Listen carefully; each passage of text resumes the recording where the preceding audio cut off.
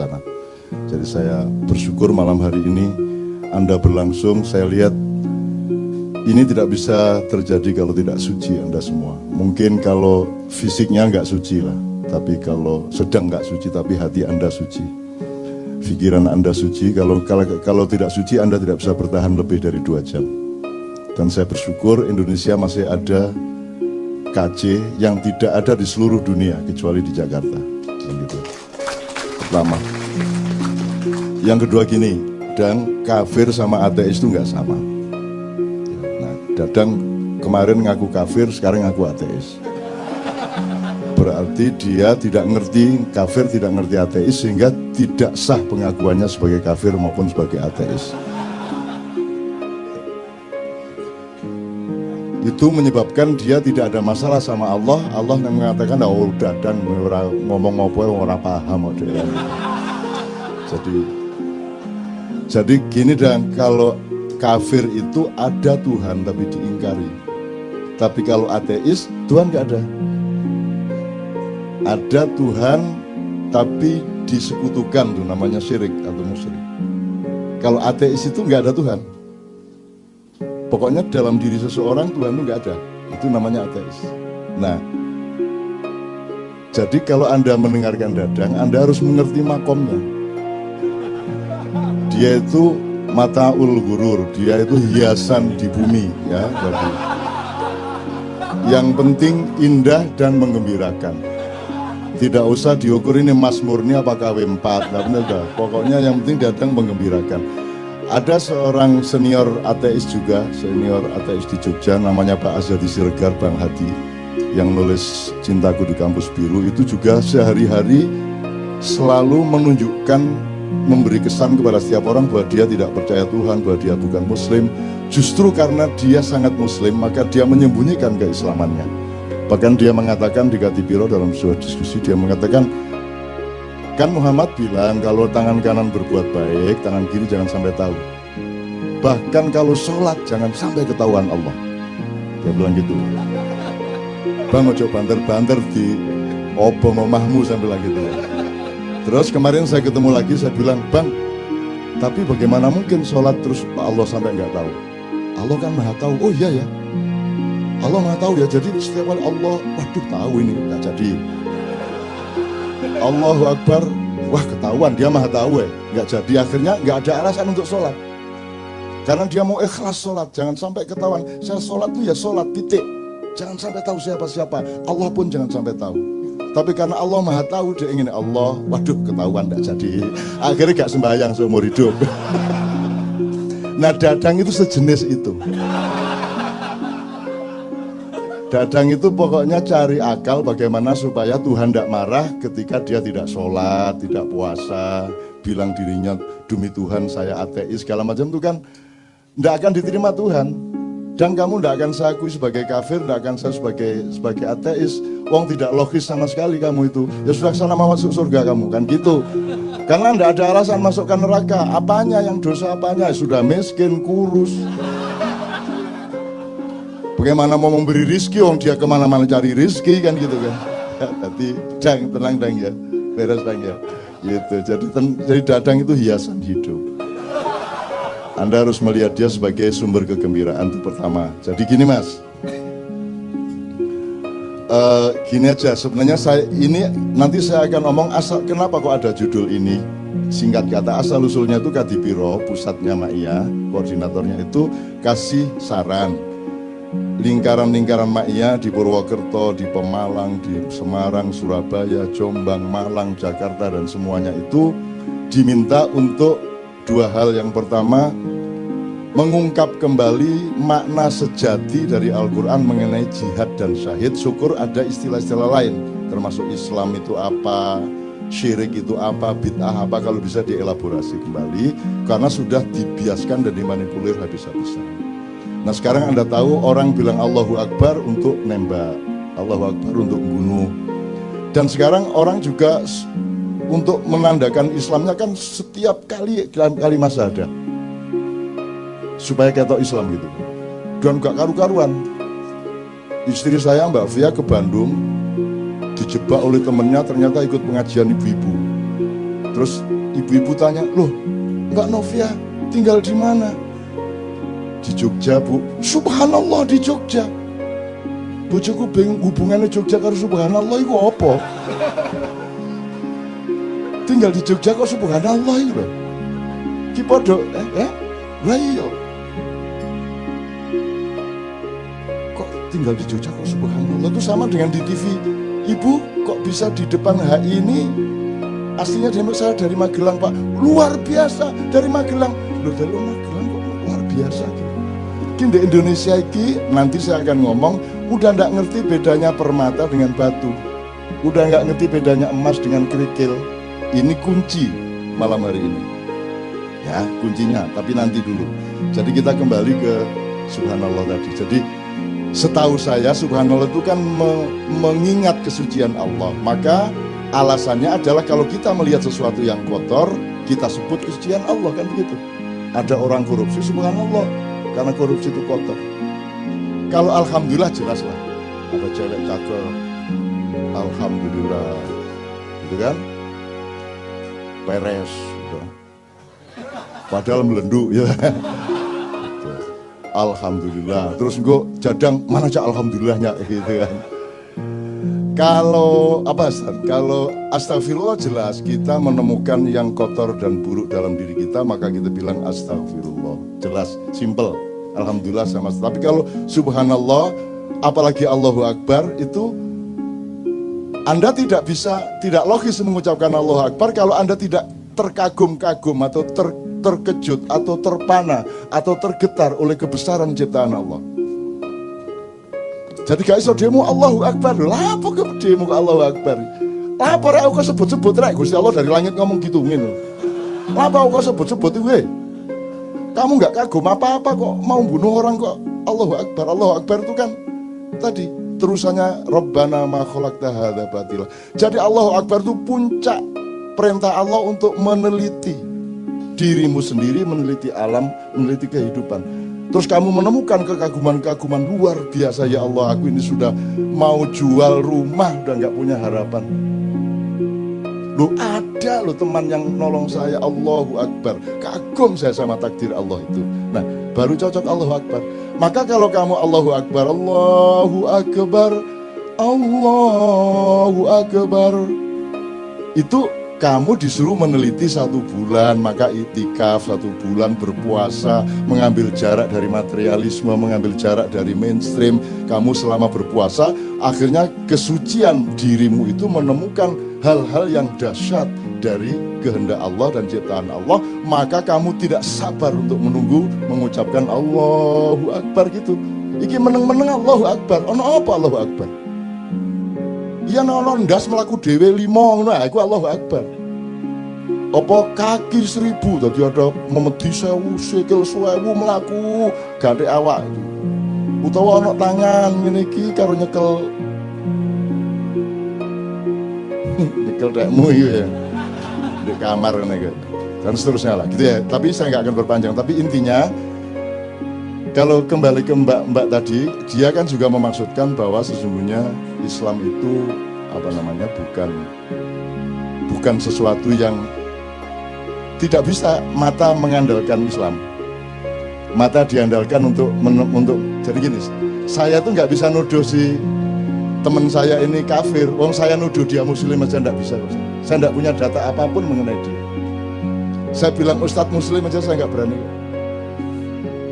Jangankan saya bilang kafir, saya bilang dia muslim pun saya tidak berani. Jangankan dia, aku menyebut diriku muslim pun aku tidak berani. Karena itu prerogatifnya Allah untuk menilai aku ini muslim benar apa bukan.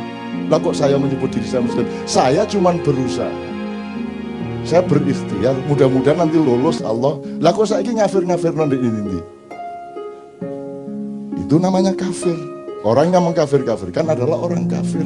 Kenapa? Karena itu haknya Allah mengkafirkan. Karena Allah yang punya data, punya informasi, punya fakta, dan bisa melihat yang zahir maupun yang batin mengenai Islam tidaknya seseorang. Maka hanya Allah yang layak mengetahui seseorang itu muslim atau tidak muslim. Kalau ada orang mengatakan kamu kafir, itu berarti dia menutupi haknya Allah. Maka dia kafir, menutupi itu kafir.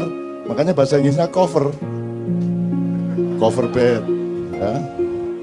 Itu diambil dari bahasa Arab. Kafir itu asal usulnya petani.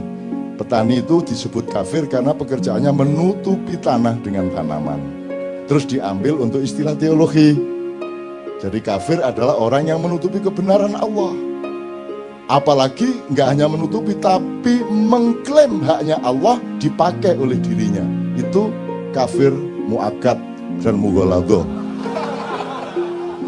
Kira-kira ngono ya, Rek ya. Jadi sekali lagi ya, makanya saya tidak pernah peduli Anda beragama apa.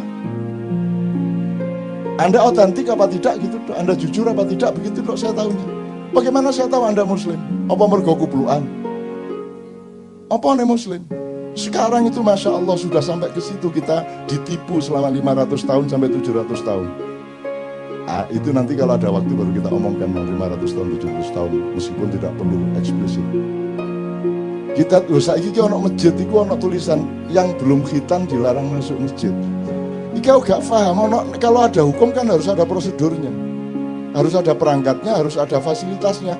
Terus carane ngecek uang wis sunat gurung ku ya apa? Masuk masjid, masuk ruangan. Buka. Akhirnya suwe-suwe pegel, sampun Pak. Gendeng ta iki ngomong ta iki.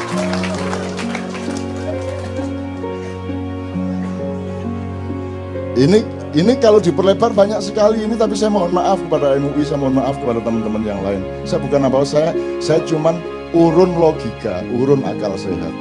Karena sumber kesehatan hidupmu adalah jujurnya pikiranmu. Kalau engkau tidak jujur berpikir, saraf-sarafmu akan konslet dan akan menciptakan perintah-perintah yang akan membuat badanmu tidak sehat.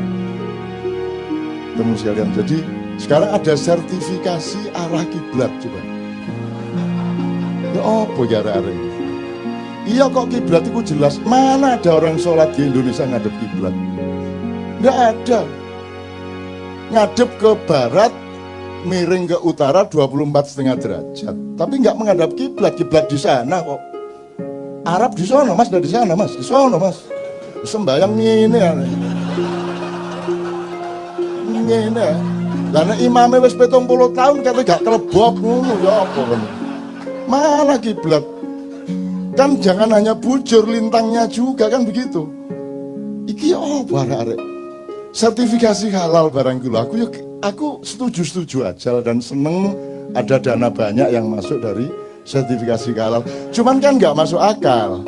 Gini loh mas, kalau di Kuala Lumpur, di Tokyo itu kan 90% di jalan raya itu mobil. Maka kalau ada motor bahaya. Maka motor harus menyalakan lampu. Kan gitu. Maka dari jauh sudah kelihatan, tidak sampai tabrakan atau gesekan. Kalau di Jogja lah motor kabeh. Wah, mentrong sambrek. Ini ngapain dinyalakan? Mestinya yang dinyalakan yang minoritas. Betul enggak? Karena asumsi dasarnya ini mobil semua, kalau ada motor nanti nggak kelihatan bahaya, maka harus pakai lampu. Kalau di Indonesia sekarang motor boleh kemana-mana, di mana-mana motor sing nyentrong loh. Apa nggak terbalik? Di Amerika mayoritasnya tidak Muslim, maka asumsi dasarnya makanan itu haram, maka dibutuhkan sertifikasi halal. Di Indonesia mayoritas Muslim, semua makanan relatif halal, maka yang dibutuhkan sertifikasi haram. Gimana sih?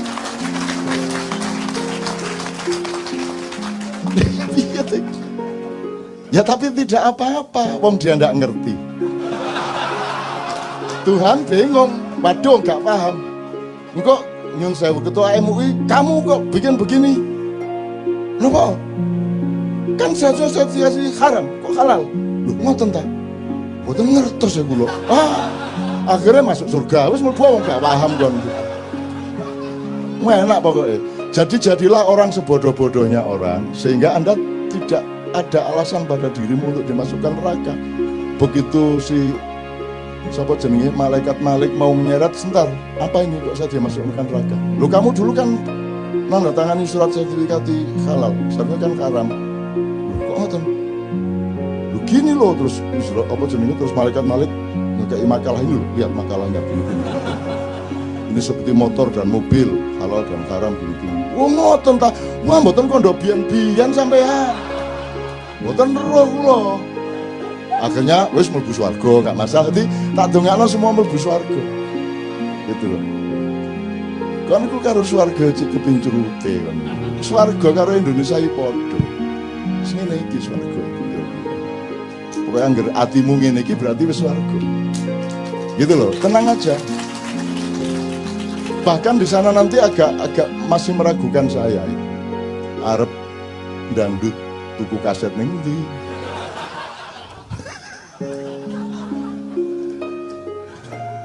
Wes nonton TV masa ono siaran TV di surga gitu. Enggak, maksud saya itu mbok fokus sama Allah aja. Kalau Anda cari surga mungkin dapat surga, tapi belum tentu dapat Allah, karena Allah nanti menjebak kamu. Alah kamu lah cari surga, enggak cari aku. Jadi Tuhan malas betul masuk ke surga. Mana kok Tuhan enggak ada di surga ini? Terus karena orang bertahun-tahun kena, untuk apa kita di surga tapi tidak ada Allah? Sia-sia. Ngono kabeh ngomong terus Allah ngangguk teko jendela. Lah kon lak ndolek swarga kan ndolek aku. Wah. Salah. Kalau kamu cari Allah, hadiahnya surga. Jadi cari Allah aja.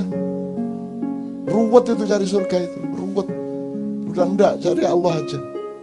Nah, oke, saya kembalikan ke kafir-kafir tadi gini.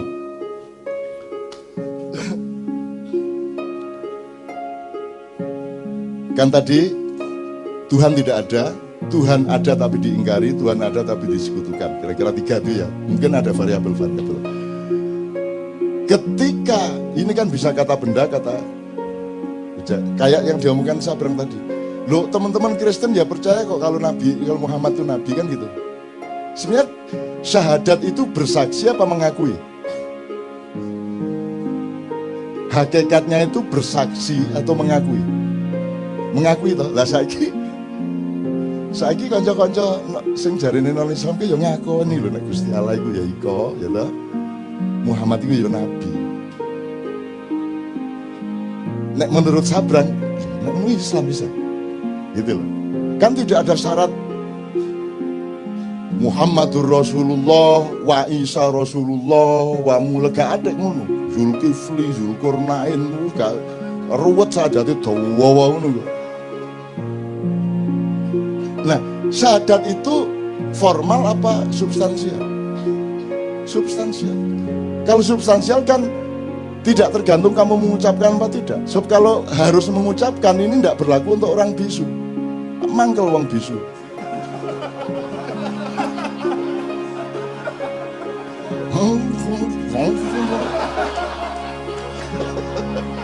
Kamu itu ya sadis. Berdebat yang ndak mengenai tahiyat. Akhirnya saya berpihak kepada orang yang tidak nduting. Udah, mau apa kamu? Karena ndak punya driji. Lah mangkel sih nggak duwe driji, Mas. Ngene ini. Sing kene berdebat ngene, tang ngene. Wah. Kamu itu kalau berdebat itu mbok yang mikir-mikir kiri kanan.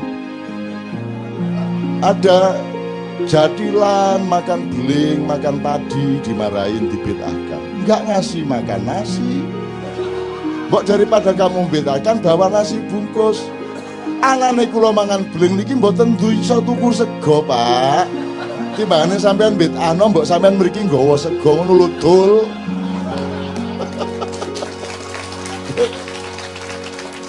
Jadi orang tidak pernah berpikir agama dengan dimensi sosial. Orang tidak pernah berpikir agama dengan dimensi budaya. Orang tidak pernah berpikir agama dengan dimensi psikologi, hati, nurani, perasaan.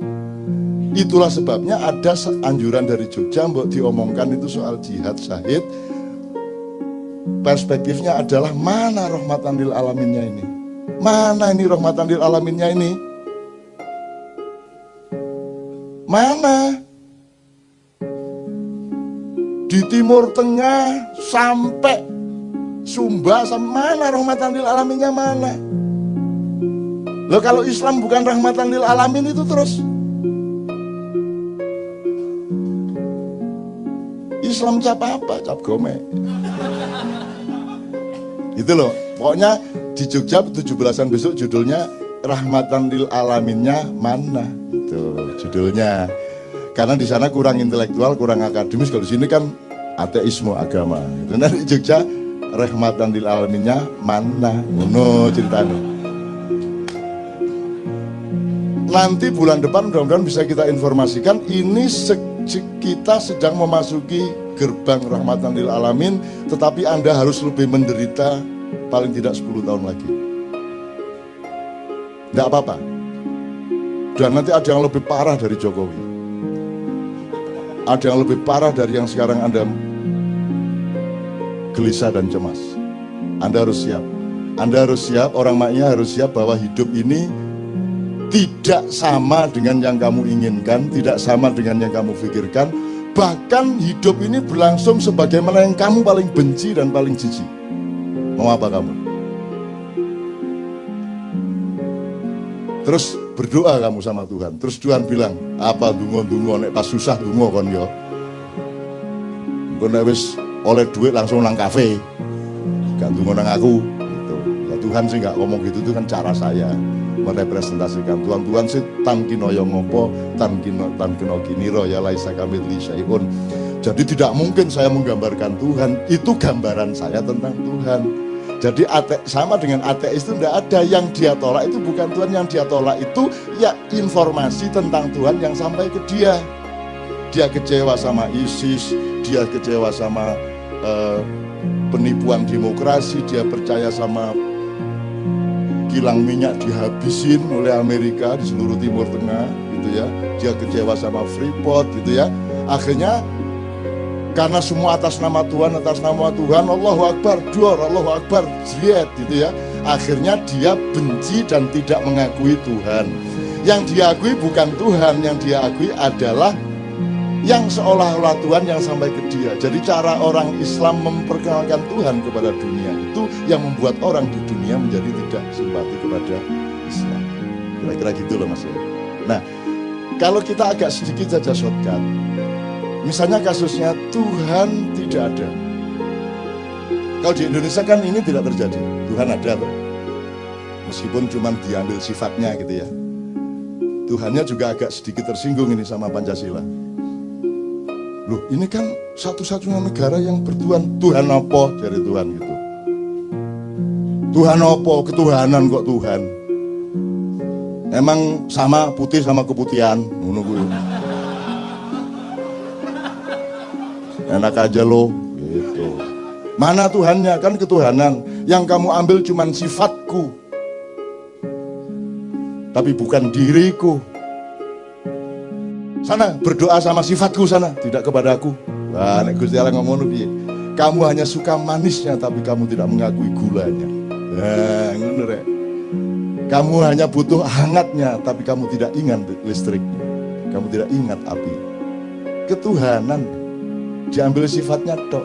Ibarat sapi dijupuk buntutnya tok wancane dodol sop buntut. Dadi nek sapi liwat ketok crek. Sapi liwat ketok gitu kan. Meneng wong Indonesia ini. Media masanya dia dulu tuh ya kerjanya motong sop buntut itu. Pokoknya dari sapi yang diambil buntutnya, kan karena lagu buntutnya. Jadi dari wanita yang diambil pantatnya sama susunya. Dangdut yang begitu. Dangdut kan pertama penting pemain musiknya bareng-bareng, lama-lama untuk apa musiknya? Oh yang penting penyanyinya. Akhirnya musiknya cukup tape recorder ya gitu ya. Setelah itu lama-lama untuk apa? Penyanyinya, oh yang penting pantatnya. Goyang ini, goyang itu. Gitu. Akhirnya raine gak penting. Jadi suatu hari petunjukan danduki mek ono bokong tok kan. Bokong. Ada bunyi musik terus bokong, muter. Terus gak penting perutnya, gak penting, pokoknya ono bokong. Jadi kita tuh makin lama makin memperhinakan diri, mempersempit diri, mengkotak-kotakkan diri seperti itu teman sekalian. Oke. Senengnya oleh bokong. Lah ya daripada repot-repot tuh enggak penting kok, wajahnya Inul enggak penting kok. Dulu zaman awal dulu Wajahnya ini udah penting kok, wajahnya kayak apapun enggak masalah, yang penting pantatnya ngebor. Kan begitu. Jadi nek ngono ya wis lah, bokonge wis. Dadi nek iso TV ku pokoke nek syuting bokonge tok. Jadi bokong tok apik itu. Mbok sudah pragmatis seperti itu. Nah, oke, sekarang agak lebih serius dikit. Saya coba potong-potong. Kalau Tuhan tidak ada kan tidak terjadi di Indonesia. Pokoknya LLO pokoknya anggap Tuhan ada. Sekarang Tuhan ada tapi diingkari. Atau Tuhan dianggap tidak ada. Variabelnya ya. Kalau ada sebuah rapat anggaran dan Tuhan tidak diingat oleh orang yang rapat anggaran, berarti ateis itu rapat. Benar nggak? Kalau ada presiden mengambil keputusan dan selama dia memproses kemudian mengambil keputusan itu dia tidak melibatkan Tuhan sebagai pertimbangannya, berarti ateis dia. Karena ateisme itu sebenarnya adalah dinamika kata kerja.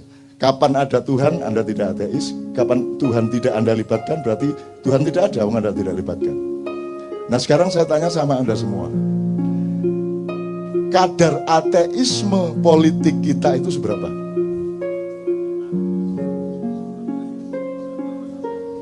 Nah kira-kira ini ya Mas ya.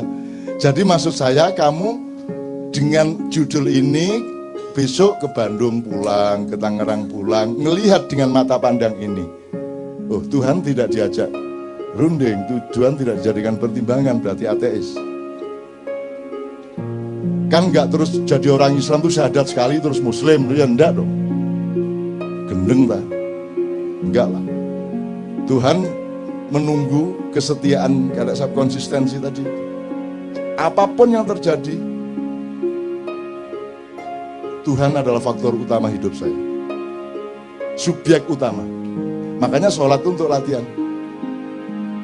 Jadi kalau Anda di pasar, di warung, di kantor, Allah di sampingmu, maka engkau menyebut ilaihi, ya, dia.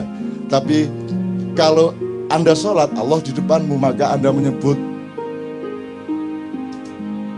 iyaka na'budu wa iyaka nastan, karena Allah di depan kita berhadapan. Nanti ada peristiwa rohania di mana Allah bersemayam di dalam kesadaranmu. Ini kalau diteruskan menjadi thariqat la ilaha illallah, la ilaha illa anta, la ilaha illa ana. Nah ini bahaya ini, jangan diumum-umumkan. Dadang seneng ini. La ilaha illa ana, la ilaha illa ana, la ilaha illa ana. Jadi Allah sebagai dalam tanda petik pihak ketiga, pihak kedua dan pihak pertama. Itu untuk latihan. Supaya ketika kamu ngurusin kehidupan di pasar, di kantor, di tempat pekerjaanmu, Allah tetap menjadi faktor utama. Meskipun dia tidak di depanmu, paling tidak dia di sampingmu. Kalau dia di sampingmu, dia ada di dalam dirimu. Makanya konsep manunggaling kawulolan Gusti di Jawa itu bukan raja bersatu dengan Tuhan, tetapi di dalam kesadaran si raja itu Allah sama hambanya Allah itu menjadi satu.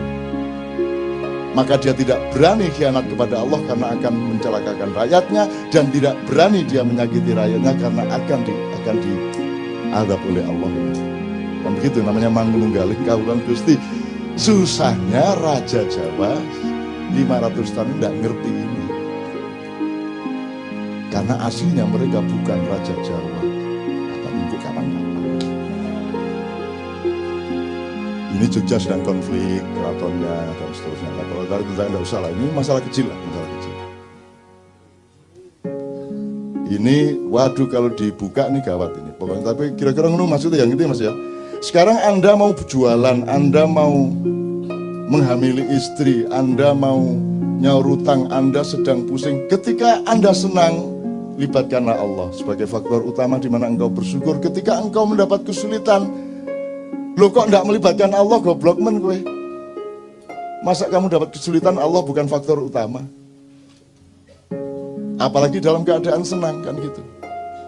Allah mengatakan bahkan barang siapa yang mengingatku, gimana Ustaz? Yang mengingatku pada saat berdiri maupun duduk. Oke, ayatnya Ustaz, Ananda hafal ini. Saya sengaja tidak menghafalkan supaya tidak terlanjur menjadi kiai. Terus nanti mereka nggak karu-karuan sama saya. Saya memang bibi saja. Alladzina yadhkuruna Allaha qiyaman wa qu'udan wa ala junub.